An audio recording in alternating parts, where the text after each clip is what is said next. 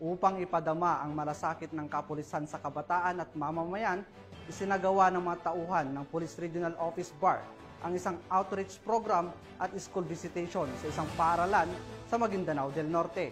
Alamin ang naging kaganapan mula kay Patrolwoman Leonora Gawang.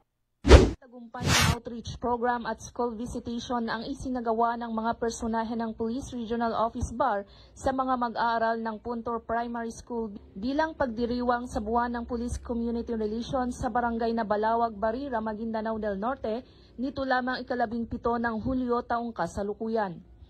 Ang naturang aktibidad ay naging inisyatiba ni ProBAR Regional Director Police Brigadier General Jason C. Guzman na kinatawanan ng mga tauhan ng Regional Community Affairs and Development Division sa pangunguna ni Police Colonel Armando F. Muena, Chief Arcad, katuwang ang Philippine Marines, Local Government Unit at barangay officials ng naturang lugar.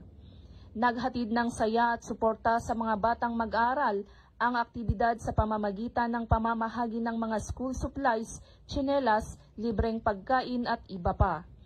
Ipinapakita ng nasabing outreach program ang patuloy na pagsisikap ng mga kapulisan, katuwang ang iba pang ahensya ng pamahalaan na magbigay ng tunay na serbisyo sa pamamagitan ng pagpapakita ng malasakit at pagtutulungan tungo sa kapayapaan at kaunlaran.